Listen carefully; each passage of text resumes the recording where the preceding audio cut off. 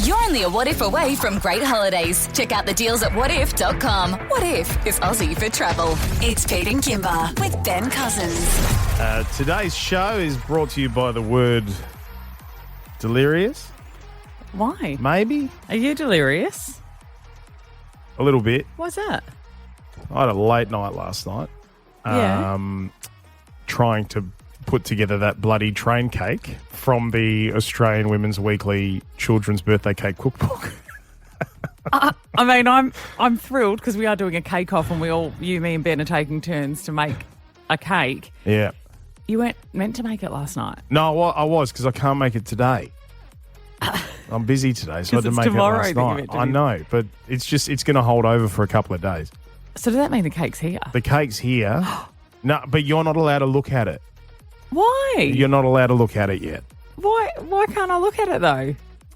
We're waiting for a great reveal. Yeah, it's the big reveal. Okay.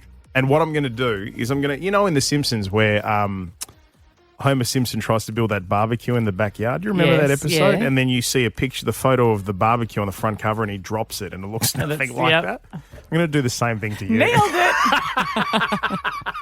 I can't wait because you did make the Choo-Choo train. Oh, jeez. And it's basically everyone's childhood dream. I mean, so many kids dreamed of that Women's Weekly cake book, and the Choo-Choo train was the desirable item. Yeah. And I bet that you're just going to this is just going to make people well up with nostalgia. Yeah. Oh, yeah. Well, they'll be They're well. going to see it and go, oh, my dreams have come true. They'll be welling up. Wish I don't Pete know if was it's my dad. nostalgia. Wish Pete was my dad making me my cake. At 11 o'clock last night, I was still gluing popcorn. Mate, if it makes you feel better, at 11 o'clock last night, I was stuck in a public car park. Oh, good. You're delirious as well. Oh, Great. I've had next to no sleep. You Today's went out- show's going to be loose. You went out to a show last night. I went to the theatre. Oh, the theatre. How was the theatre? And I got trapped in a car park afterwards. No kidding. And it was a very late night. Great show, though. You know what? I think I would have rather have been trapped in a car park. It's Pete and Kimber with Ben Cousins. What you giggling at?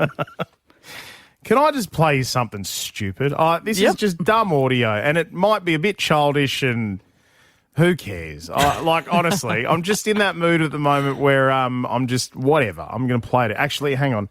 Producer Rami, do I need to give a warning or anything like this? Because it's a bit... I mean, it's definitely appropriate for 6:20. I mean, if you got kids in the car, they should be asleep.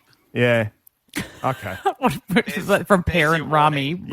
Yeah, from Parent Rami gives all of the best child advice, and he says at 6:22 they should be asleep. You have no idea.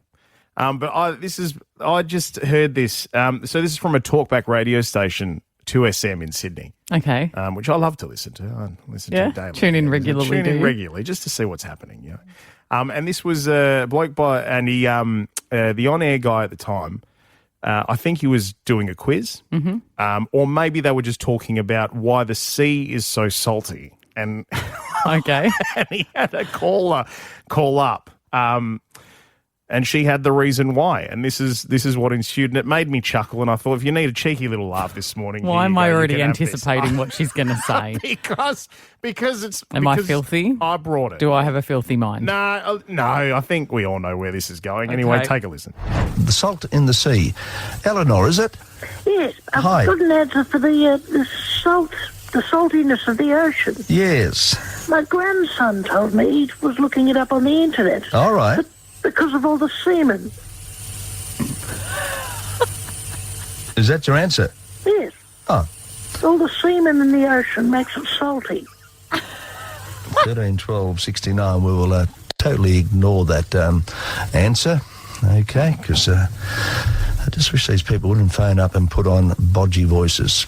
All righty. They think they're going to get away with it, but please. Do we need to say it one more time? We do take all of your numbers.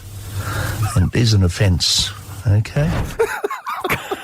Is it an offence? I don't know if it's. How an would you offence. have handled that? I thought she sounded legit. I would have been like, tell me again. I thought she sounded legit. She sounded legit. Do you want another listen? Well, yeah, do you, Have a listen. was it a prank? This is do the you thing. think Eleanor is legit, or do you think she's a fake voice? Well, this is the thing, right? I must have listened to this 100 times yesterday. yeah. And at first I went, she sounds legit.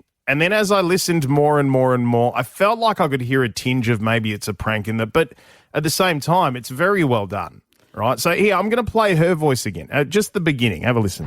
The salt in the sea. Eleanor, is it? Yes, Hi. I've got an answer for the saltiness of the ocean. Yes. My grandson told me he was looking it up on the internet. All right. But because of all the semen. Is that your answer? Yes. Oh. All the semen in the ocean makes it salty. 13, 12, 69. We will totally ignore that. Okay, so I think do it's you a real think it's person. real? You think it's real? I think that sounds. She's got that sound that you get when you get older. I don't know. I think there's a tinge of prank in it. I think I can just hear on the edge of it that there's a bit of prank. I just think there's a lot of people out there that if the grandson said it, that she might go, She'd go with sounds legit. It's Pete and Kimber with Ben Cousins. It's the competition giving new meaning to... Oh, that's easy. It's a piece of cake. It's Pete and Kimber with Ben Cousins. Cake off! Cake off. Cake off. Get your cake off. We love this because we are celebrating 40 years of the Australian Women's Weekly Children's Birthday Cake Cookbook. That's the one. And we're going to be cooking cakes from it and creating our absolute masterpieces.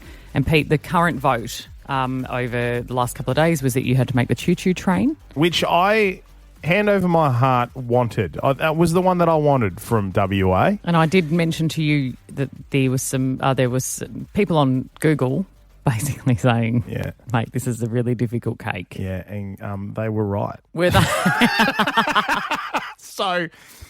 So here's the thing. I've made the cake. Now, all will be revealed tomorrow, including pictures of the cake and everything. You don't get to see it. It's sitting here. I hate that it's in this building and I don't get to see it yet. Yeah. But I got started last night at 7:45 because it was. That's too late. I know. Tell me about it, because it was Mila's birthday yesterday. She turned 9 yesterday, so we had like family over and we did things. But I can't today, so I had to get it done right last night. So Wow, that's too late for something like that, dude. It's a big job. and I'm about to play you some audio, which pretty much sums up. Yes, it was too late because the kids were there. And the kids were starting to get overtired and Oliver was losing his nut. And to be fair, you did say yesterday before you left work, you said, is there a chance I could do the cake here at work? And we were all like, no, go home. And predominantly because we were saying it doesn't have to be until Friday, bring the cake in on Friday. But you've ignored those suggestions. I had no choice. I had no choice. I feel like you put yourself right in the fire. So here's a little taste of what's to come, right? You'll hear this in full tomorrow. But this Okay. was essentially just a bit of a cut down of my 4.5 hours of trying to make this train cake last night. I was given a $50 budget, and I'm happy to report $97 later, we are ready to go.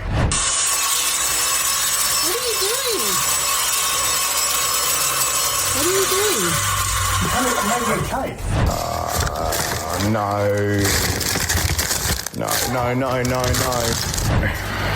How do I make Vienna cream chat GPT? What? Yes, it's a choo-choo train. I don't know what it is. I don't know if it's meant to look like that. I have no idea. Can I? Some of those didn't sound like cake mixes. Some of them sounded like angle grinders. That was a circular saw. Did you use a circular saw to cut sponge? No. Sponge cake? No, I'm not that silly. But I needed a circular saw to cut the base because it sits on train tracks. And so I needed like wooden board and Dude, then the you've done pop too sticks much. and That's the problem. You've done too much. No, but I wanted it to be good. Like I really wanted to have a go at this, and I did. And I got to be honest, the finished product, I'm proud of my effort, but also it's an absolute disaster. Oh, the good news is your son Ollie recognised it and said choo-choo train. That's very true. Well, actually, technically, he said, "Is it a choo-choo train?" Look, tomorrow on the show, $97 just for the ingredients. I know. That's without you having to make I it. Like know. you could have purchased a really nice cake for Yeah. $100. I know, but then we wouldn't have the fun of it, would we? Putting this train out. together, producer Rami, would we? mate. Look, I'm the only one who's seen it so far. Do you think Your it's words- $97 worth of No, ingredients? his words to me were, look, it's a good effort, but a complete disaster. Yeah. And I would say that's true. I think Rami walked in, he took one look at the cake and he went, oh. Look, the pictures will be revealed tomorrow on the show, and also we'll bring you the full audio as Right. well of what happened. Right? It's Pete and Kimber with Ben Cousins. On Pete and Kimber with Ben Cousins, it's yay or nay. Good morning, producer Rami. Good morning, guys. I've got a yay and nay for you. Okay. First one, telling parents off after a baby cries. 3, 2, 1. Nay. Oh, nay, yeah. I can't. Yeah. Nay. You, I've you would have been- had a few moments. I've just been in too many situations where, and we're a little way down the track now as well, where we've discovered things about our kids that explain a lot of how they were as babies, with us thinking that we were just doing a terrible job at being parents, and it wasn't the case. Yes, I just can't. I just see it so differently. Of course. I see it so differently. and look, I baby think cries. you can't stop Baby's crying. babies crying. It's different. Like dogs will, there's other things you can do to stop a dog from barking, but babies are going to cry. I normally feel like saying to the parent, I hope everything's okay. You're doing a great job. yeah, and you know what? Can I just say, I don't want to do the job. I wish somebody would have come up to myself and said that when I was having a time at the shops, for example, with Mila. Like, I remember carrying Mila over my shoulder while she was having the world's biggest tantrum, and everyone was just looking. And I felt terrible, because you're not sitting there as a parent going, oh, this is Loving fine, this. you all need to cop this. You're actually walking out feeling the most embarrassed person in the entire I world. have to resist going up. If I see a toddler having a tanty, Yeah. I resist the urge to go, oh, you're being problematic today. Like, because I want to short circuit them. I want them to stop and be like, why is this strange woman talking to me and why is she addressing my behaviour? Because I always think it will short circuit them and they'll stop and they'll just start behaving properly for their parent because they're scared of me. Yeah. Yeah. I hold back from doing it. Well, there are plenty of times I've wanted to. Oh, you're welcome to A come couple of around parents our had house a really anytime. cute idea on a US long-haul flight where they made their 5-month-old baby apologise to all the passengers as they were disembarking the plane. So there's footage. How? 5-month-old? There's no audio because, of course, the baby doesn't speak, but they literally, the dad held the what daughter. kind of apology is that? The daughter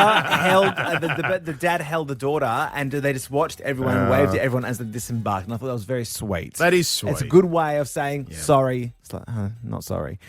Second one, NRL in WA. 3, 2, 1. Yay. Yay, I love an acronym. Yeah, fantastic. Just all the acronyms. Did we watch it last Just night? give me all the letters. You probably didn't watch it last night because you were busy baking. I had it on in the background because I spent a couple of years over in the eastern states and I Okay. got folded up in Queensland versus New South Wales in this rugby league state of origin. And once you do, it is incredible. The passion behind it, the stories, the legacy, Who all that. won? Go Blues. Queensland. Go The Maroons. Go Colours. Well, Wolf Mother, the talk of this morning is Wolf Mother God, performed last night. Oh. Sneak peek of what they sounded like.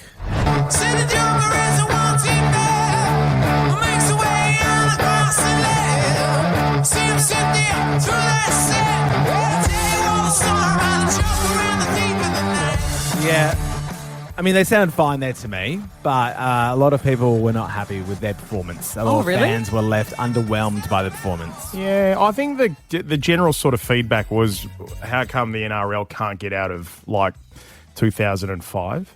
But we don't have a lot of live performing bands at that level. Now, don't get me wrong. It's We have an dwindling. incredible amount of talent and musicians, particularly in WA. Yeah. Bands that are not getting the traction that they need and they really deserve it. Yeah. In terms of the bands that have made it and people go, we've got a name and we're going to put them on a lineup, you are going to see a constant runaround of Jet, Wolf Mother, Eskimo Joe, Birds of Tokyo, and Yeah. everyone else doesn't get a look in. especially for a game like State of Origin. Yeah. Like it's bang. I thought it was bang on. I Yeah. thought they did well. So, And yeah. final one this morning, using ChatGPT at work. 3, 2, 1. Yay. Yes! I have to say that because otherwise I don't know what you and Brooke would be doing for a job. I have to support you in your choices, I choose to be creative and to keep really, trying to foster that creativity. But you guys, I don't want to shut you down. Hey, it's an amazing tool to use, and it just cuts the fat out of 100 things we're doing Can I ask today. a quick question? Yeah. How long has ChatGPT been writing yay or nay for us? And so basically, that is... Yeah, right, sure. No, I'm kidding. I'm kidding. No, but the reason I bring it up is because a young worker in Australia, she actually... have listened to this audio first. Okay. I got a rejection email yesterday from the interview process that I had.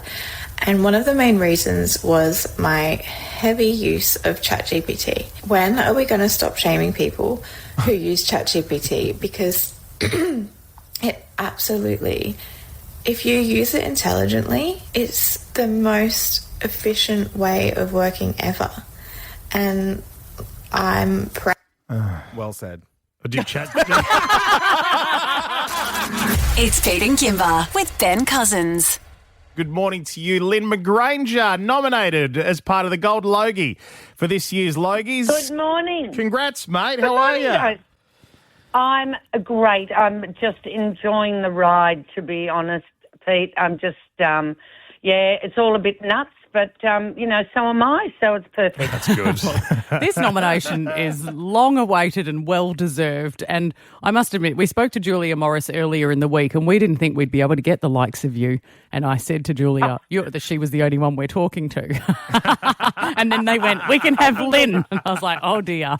Yeah, I think there's a bit of that going on, to be honest. We were just discussing that and saying, it's lovely. It's so lovely that people... And all these wonderful women. This is what I'm very excited about, that we've got so many women. Oh, and Hamish. We've joked about that. Out of water. We think Hamish is probably just going to go, guys, if I get this vote, I'll just take, let's redraw. Yeah, do it again. Yes. Can I put my raffle ticket back in? Well, let's do another one. Yeah, absolutely. And he's already come out and said that. And I dipped my lid to him because... getting a nomination for a Gold Logie is pretty special, and I know it's happened to him before, and he might have already won one. I'm not sure. So, mate, I think he's got a handful of them. Don't worry. I think he has. Oh, look, for goodness sake. Yes, he doesn't need another one. Mate, he's fine. He's all right. He doesn't need a thing. So, Lynn, at a time like this, you get nominated for a Gold Logie. It's a fantastic thing. I'm sure you've got a lot of friends and people that you've worked with over the years that have reached out. Has there been any surprises for people who've come out of the woodwork and said, hey, Lynn, it's me, remember me, congratulations? Remember me? No, look, to be honest, of course, all my close family and friends, my nephew is James Peters is on a campaign to make sure that, everybody in the world knows that I've been nominated for a Logie. I was just going through my socials before, but people like from the show from the past, people like Kimberly Cooper, who now lives in the in the States, just old people, friends on the show, Rochelle Bano.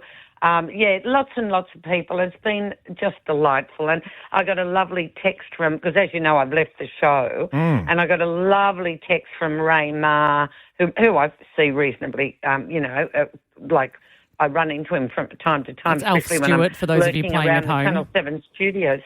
Sorry? I said Alf Stewart, for those playing at home. Oh, yes, for those playing at home, yeah. And he messaged me and said, enjoy the BS, enjoy the ride.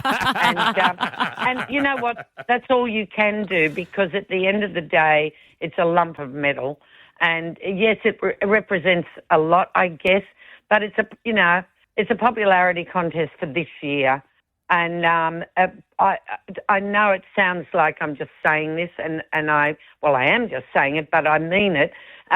To be nominated, to be recognised on that level is just fantastic. Yeah. And anything that happens beyond that is the cherry on the cake. Yeah. Or the Logie on the mantelpiece. Well, Lynn, I mean, we would just give you a Logie alone for all the work you've done for Telethon. That's what God bless you, darling. That's very kind of you. You've done so much for us. I love it. I love it. And I couldn't come last year because I was touring a play, the Grandparents Club, and we're doing it again this year on the East Coast. And you wouldn't believe it, the last night of the tour is telethon again. Oh. So I think my cardboard cutout's going to have to make a reappearance. Apparently there was one last year. And but, you know, I'm really hoping to get over to WA before the end of the year. So maybe we can talk in person then. I would love that. We would love you to come in. We welcome you with open arms, Lynn. Oh, that's kind, darling. I love Perth. I love the place. I love the people. I'm really kind of disappointed that I probably won't get back again this year because it'll be the last night of the tour. And I'll be, I don't know, somewhere on the East Coast, somewhere, I don't know. That cardboard cutout's in my garden shed. I go in there and speak to it every now and again. It's weird. It talks back. Speak back, love. Doesn't speak back. Now, Lynn, are you prepared to stick around? Because we would like to play the Wheel of Inappropriate Questions with you. Oh, this sounds right up my alley. I would love to, darling. All right, sit tight. Absolutely love it. Lynn McGranger nominated for the Gold Logie for 2025. And by the way, you have until Sunday the 3rd of August to vote for the Gold Logie winner, Lynn McGranger. TVWeekLogies.com.au. We'll come back with Lynn in just a few moments on the wheel. It's Pete and Kimber with Ben Cousins. We're currently joined by the wonderful Lynn McGranger, who has been nominated for a Gold Logie. You have until Sunday, the 3rd of August, to vote for the Gold Logie winner, tvweeklogies.com.au, and she has agreed to play this. Now, let us get down to business. Wheel of Inappropriate Questions. Lynn, we thank you for your enthusiasm to play the Wheel of Inappropriate Questions. Sounds right up my alley, love. Go for it. All right. Are you ready? I'm going to spin the wheel on your behalf. Okay, are we ready? Give it a good... Okay, thank you.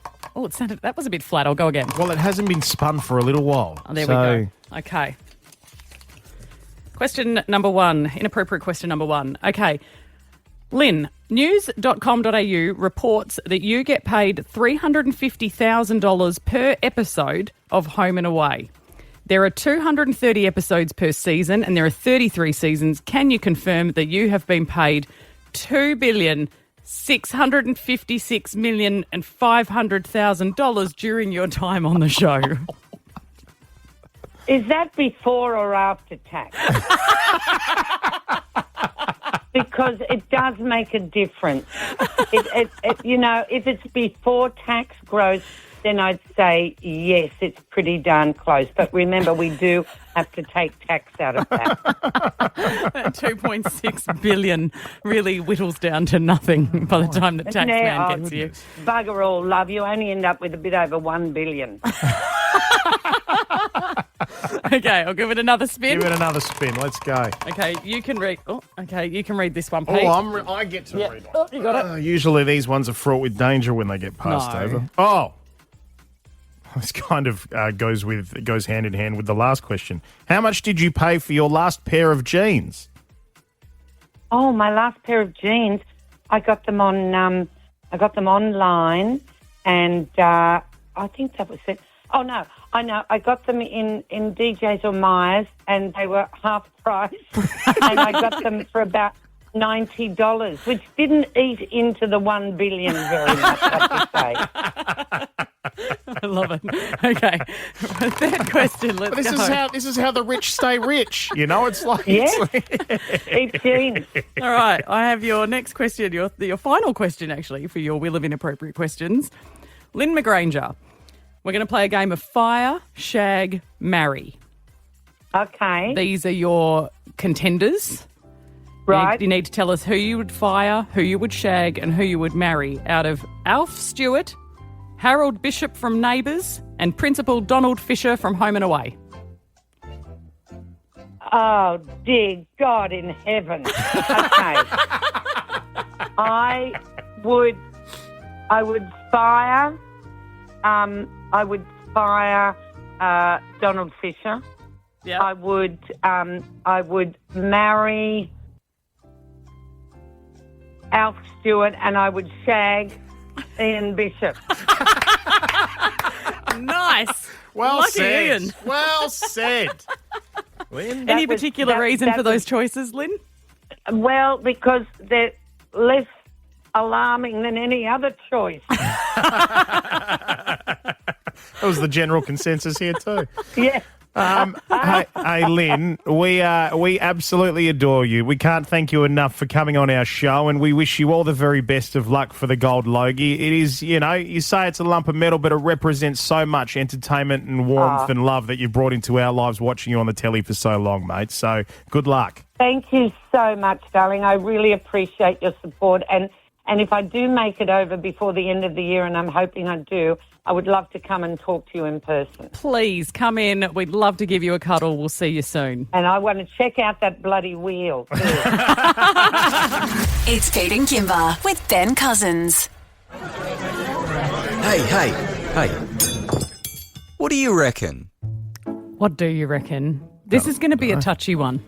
Okay. We want to get your thoughts on it because it's given us a fair bit of discussion around the office since yesterday. Certainly has. And some of us felt bad about it. Who? You didn't feel bad? I felt a bit bad. I felt pragmatic. I think I'm practical when it comes to these sort of discussions. Yeah. So, look, we were talking about this post online of a woman who went to see a gig. She went to see Disney on Ice. She went to the RSC Arena. And when she turned up, she has put this post online because she said, I went to go and take my ticketed seat, and the woman sitting in the seat next to me was rather a large woman, and she was sitting on half of my seat. Now, half is a considerable amount. I think we can all go to those arenas and go, it's likely that you're probably going to cross over a little bit with someone at some point. Yeah. But half's a lot. Well, yeah, so she said it was just an uncomfortable situation because she was like, well, what am I supposed to do? Do I have to just kind of cram into that seat? And I don't want to make the woman feel bad. But she's gone online and said, do we need to make the seats bigger? I think the seats need to be bigger everywhere we go because it will avoid this uncomfortable situation. Yep. I thought that most people were going to side with her, but actually people turned around and said, can't body shame her. People have got lots of reasons for why they are the size that they are. Also and true. Everyone was like, yes, we need bigger seats. We need bigger seats everywhere. Bigger seats in planes, bigger seats at venues, bigger seats so that everyone is comfortable. Yeah. And I don't agree. Yeah. And I feel bad about it. I think it's a bloody hard. I don't think you're ever going to find a practical solution to it. Because I don't think just making the seats bigger is a reasonable answer. And I'm not saying, like, people, if you're larger, it doesn't mean that you should be missing out on stuff. I'm not saying that you don't get to go and see shows or you don't get to fly anywhere or whatever. But unfortunately, there are also some things in life where it's not fair.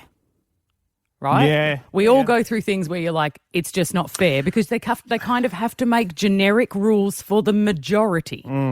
Right? So I thought to make that clear, I would do some mathing. Okay. I did some math around planes. Okay, now what's the math So say? I took a Boeing 787-9, which is a flight that you would take from Perth to London, okay? There's 236 seats on board and they're configured in sections of 3. It goes 3-3-3 across the plane. Yep. So if we removed in a 3-seater area, if we turned that into a 2-seat to make the seat bigger. And you did that across the entire row? It means we're losing 70 seats on the plane. Yeah, okay. That's a lot. So that leaves us with 166 seats. So I worked it out. The cost to go there is $2,600. Per seat? As it is. Yep. $2,600 per person to fly to London. Okay. We now have to make up, because we've taken out each one of those seats, we have to somehow make up $183,190 between the remaining 166 passengers. Now you know that the passengers are going to foot the extra for the bill. So this is how it would sit. Your flight to London is going to cost you an extra $1,100, so you'd be paying $3,720 for that same flight. Yeah, but who's going to do that? But this is what makes it difficult, because I think everybody would sort of sit in this, and the first thing that they would think of is, how does this affect me? And that's it. That is a fair point, because it's right to think about how it would affect everybody. But I think, yes, as a company or as a general public, you've sort of got to account for just some sort of general rule. I drive a big car. Yes, you do. Right? You know how big my car is. But it barely fits in a bay. When I hear someone say, car spaces need to be bigger. I'm like, no, they don't. It's my choice to drive a big car. Now, that's not the simple answer for people who are larger. No. Right? Because we know for a lot of them, can't be helped. But at the same time, where do you sort of draw the line? I think this is the difficult thing about this conversation. Because we're trying to create like laws and conveniences and things for the greater majority. Right. And we're now living in a world where we have to cater to everybody's individual. And that's how everyone's fighting for inclusivity, right? And I say to my kids, well, look, at the end of the day, life's not fair, and sometimes it's just not going to work out for you. What do you reckon? Give us a call, 131060. What do you reckon? Do we need wider seats to accommodate larger people? Wendy, what are your thoughts? You've experienced sitting next to a larger person? I certainly have. I've been in an overnight bus in Europe as a backpacker travelling around and literally had to sit with my feet in the passageway of the bus. Right. How long did that go on for? That's the thing, though. That throws your hips out and your back out of alignment. Overnight trip. Overnight. Oh, it's an overnight trip, right. Yep. Which, Wendy, regardless of which. If they had made the seats larger, which would have made all of you more comfortable, would you have been prepared to pay probably an extra third for your trip? Well, is it fair for me to have to pay for someone to have the extra third? No. Yeah. No, if someone needs 2 seats, buy 2 seats. And it's tough, right? Because there's a lot of people with medical conditions and things. She was comfortable. She could sleep. I certainly couldn't. It was a horrible, horrible trip. Thanks, Wendy. Christine, you've got a great point to give. We here. Go ahead. Oh, I 100% agree, especially on flights or things like that we should have a section of larger seats. I have a 6'5" son. Through no fault of his own is he that tall. Yeah. And he has to pay for extra leg room. So if you're a larger person, there's no reason why you shouldn't have to pay for a larger seat. It's actually a good point. I didn't think about that. You do pay for extra leg room, or you got to pay the extra if you get in the emergency row, that's for sure. Hey, Michael, now you've got a point that I reckon a lot of people would sit there listening to this might argue over this. What do you got to say? My point is that we should not pander to these things. I think we lost you there. Oh, no, I know what's happened. He's lost his, it's shifted over to Bluetooth. I mean, we've got here, so he was saying we shouldn't be accommodating something that we know is an unhealthy choice, I think was what he had told producers. But that's a generalisation. This is the issue with this argument, that pandering to something, sure, quite often you could probably see it, it's an unhealthy choice. But there's also argument there to go for a lot of people. It's actually just something that they can't help. It's just medical part of the conditions, exactly. It's injuries. Yep. There's a lot of reason that people find themselves being obese, and so it's hard because you go, you don't. But there's probably plenty of us making terrible choices. Now, Cassandra, love the fact that you've called up. Thanks to She's story, because you used to be a bigger person, so you know what it's like to be through this. Now, what do you think? Well, I'm with the first caller. So not only was I a bigger person, but I was a bigger person due to medical reasons. Right. So for me, knowing I'm a bigger person, if I was to sit in a seat, know I was going to take a second seat, I would pay for the extra seat. And it's common courtesy. I know I'm going to take that seat, so why would I put that on someone else? But also, it's hard to determine. Like, you don't know that until you rock up, maybe, if you don't know the venue or you don't know the place. A lot of the time, when I was a bigger person, a lot of the time when you sit in a seat, obviously with like car seats and stuff, they're a bit bigger, so it's a bit harder to tell. But a lot of seats for things like cinemas and, theatres and stuff like that, they all have smaller seats. So if I was to sit in a normal seat and be like, oh, it's a little bit small, then I would go, oh, I'm going to a theatre, they're going to be small, I'm probably going to take over, I'll buy an extra seat. Right. I would say for you too, Cassandra, at that time, like, it's embarrassing and uncomfortable for yourself. Like, if you're the person who is bigger and no one feels comfortable, they know it's happening too. Right? Like, it can't be a nice feeling. And so it might be nice to be able to buy yourself out of that spot, but it's also very not expensive a great feeling, and probably makes and you miss out on stuff. I get mad about that it's a medical condition argument, because as someone who has a medical condition, that makes it hard for me to not only lose weight but to maintain that weight. I fought every day to lose weight, and I fight every day to stay at a reasonable weight, so I don't buy it as an excuse. It's not. All right, Thanks for your call, Cassandra. Appreciate that. It's a tough one. I it's nice appreciate to get everyone's that point of perspective. view.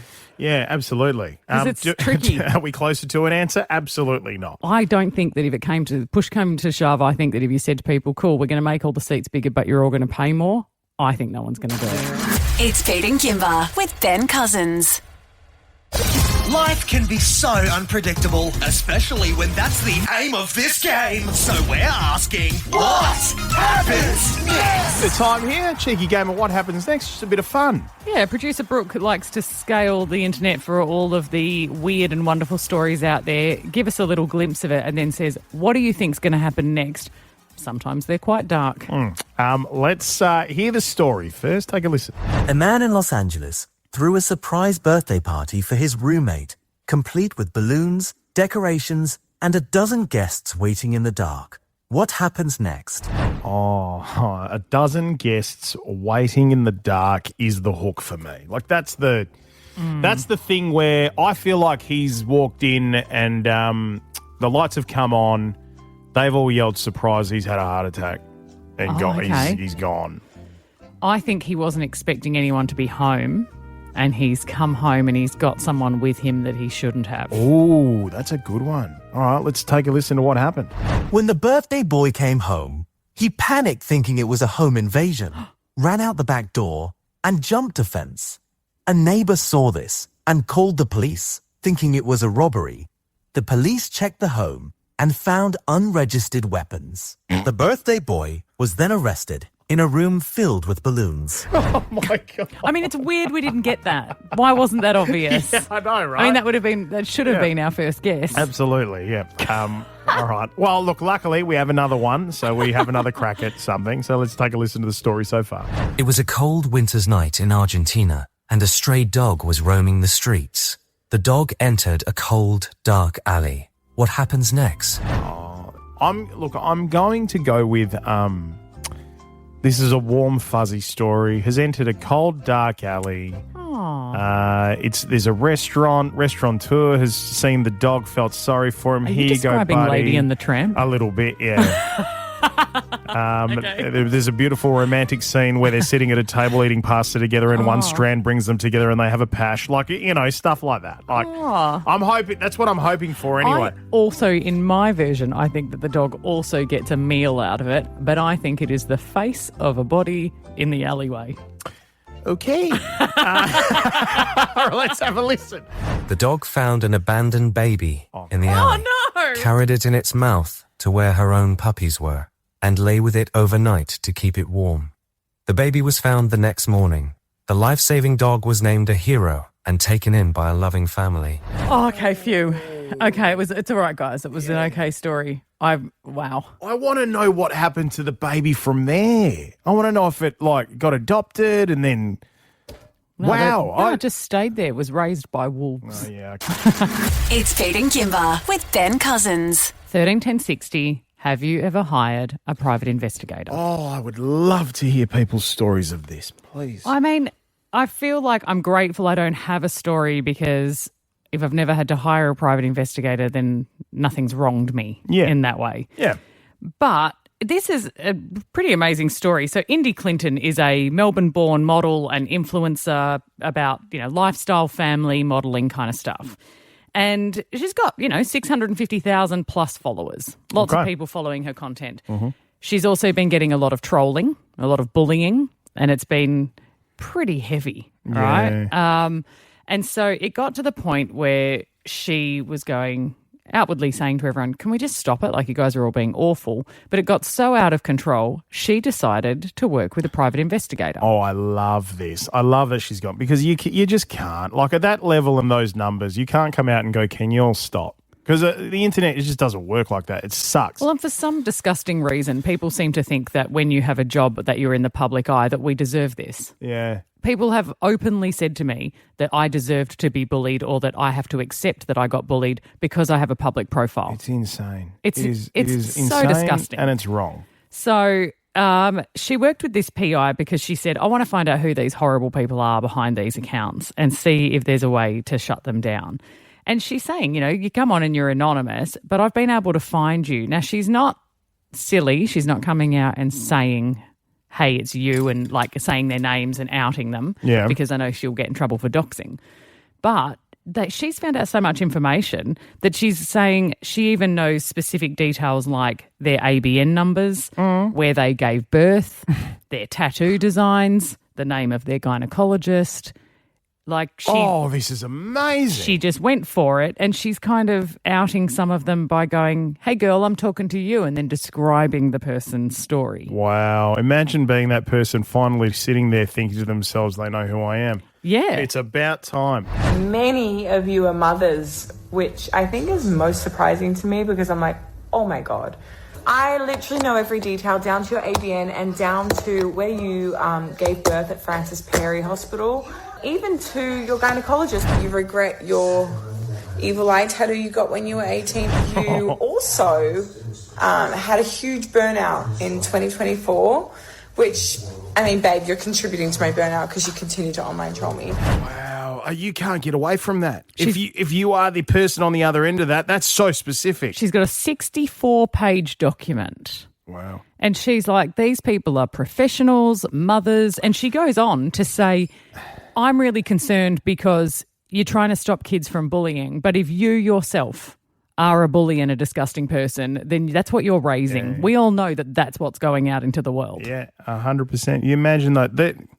How often do you hear it, though, that when they do lift the mask on these people, that it is? Like people in professional jobs. Yeah. Parents who would hate that happening to their own kids. Of course it is. Like it's disgraceful. The interesting thing to me, though, is I don't think I've ever heard of a private investigator being hired for this purpose. No, I haven't. This is a first. I don't know any personally, but I have heard of people saying they got a private investigator because they thought maybe their partner was cheating. Yeah. Or they thought that there was something suspicious going on. I know that they'll do it if you're going through an insurance claim. They'll have someone follow you just in case to check that everything's legit. Those insurance companies have them in-house. Yeah. Like they don't even have to go outside of their company to go and employ those people. They're in-house. They do it. So 131060, have you ever hired a private investigator? We've been thrown some audio by producer Rami here because there's a bloke by the name of Michael LaCourte. He's over in the UK. He is a private investigator and he did a very, very interesting Q&A and he answered some great questions. We've got some of this audio here. So he was asked, what can investigators do and can't do? Things investigators can do, they can put surveillance teams on the ground to follow someone. They can run background reports and check for bugs, tracking devices. An investigator cannot go into someone's information in their phones or anything like that. A private sector investigator cannot hack into emails. That's illegal. Go into people's bank accounts. Anything that's considered private data, an investigator cannot do that. Okay, so there's limits there. Okay. I wonder if they're different in Australia.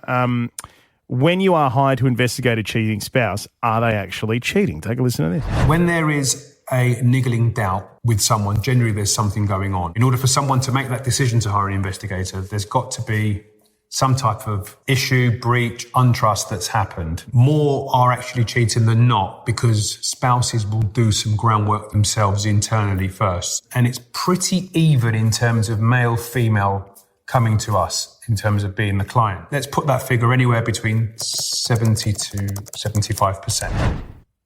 Hang on, 70 to 75% of people are cheating when he's investigating them. Is that what he's saying? Well, I'm sorry, I've got my eye on producer Rami at the moment because we've got calls coming through. Oh, okay. So I'm just waiting to see if they're going to get put across. Maybe we have got some people who have used a private investigator. Maybe. There's some audio here. He was asked, what's the most interesting case you've solved? A client of ours was being blackmailed. This individual had a mistress and that information would have been devastating to him if his family found out. And whilst morally that's wrong, blackmail is a criminal offence too. The first thing he wanted was this problem to go away. And he was willing to pay for the problem to go away. His mistress's computer was compromised and some of the data on that was being printed and shared with the client and left on his car. We started to put an investigation together. We used a combination of forensics on the computer to try and see if we could get leads from the hack. We swept the address and the vehicles to make sure there were no listening devices. In the end,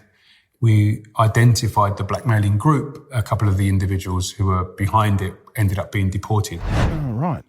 So a lot of information there. Something just sounded quite different when he was like, He just wanted the problem to go away. Yeah. And we were trying to make the problem. I was like, did you just turn into a fixer? What happened there? Okay, Rami's still on the phone, and we're coming to the... Oh, we've got one... So I'm just being told... Hang on a sec. Just being told that we're going to actually bring somebody over. This is a caller who's asked to remain anonymous. Good morning, Anonymous. So you've hired a PI? Yeah, it was to catch my ex-husband working for cash.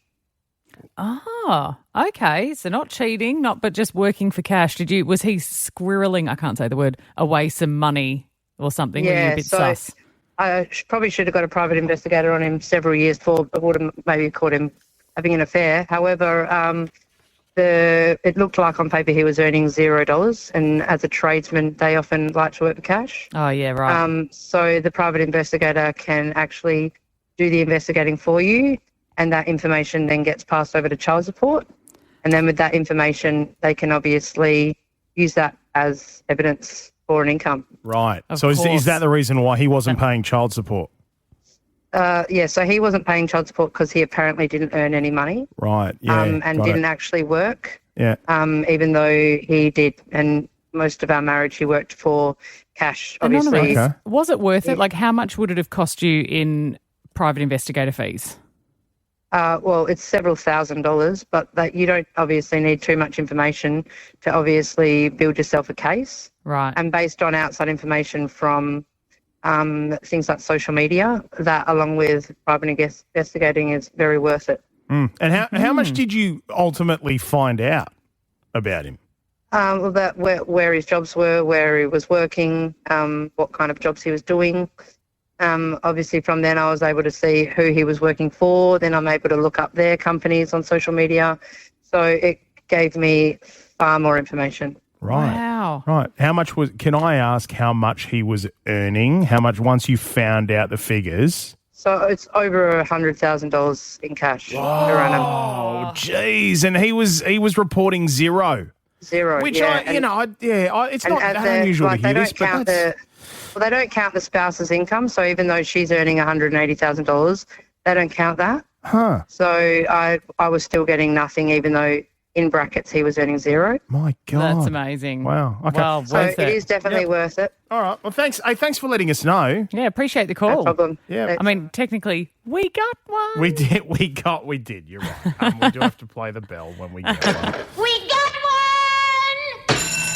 All right. Well, there you go. Worth a shot. Yeah, absolutely worth the shot. We'll dive deeper into this because there were a few other callers that were there sitting on the line. Rummy's just talking to them now. Should we be getting a private investigator to suss out whether Ben Cousins did make that wedding cake? Oh, no, I think... It's just that we're in the middle of a cake-off and I don't know that he did. No, I think we can safely assume he didn't make that cake. Let's not pay a professional. We don't need to spend the money. All right, we'll be back tomorrow. Catch you from 6. Pete and Kimber with Ben Cousins. 6 to 9 weekdays. You can't miss Pete and Kimber with Ben Cousins, and you can't miss with whatif.com. With loads of accommodation across Australia, plus flights and more. Book your trip at whatif.com or download the What If app. What If? It's Aussie for travel.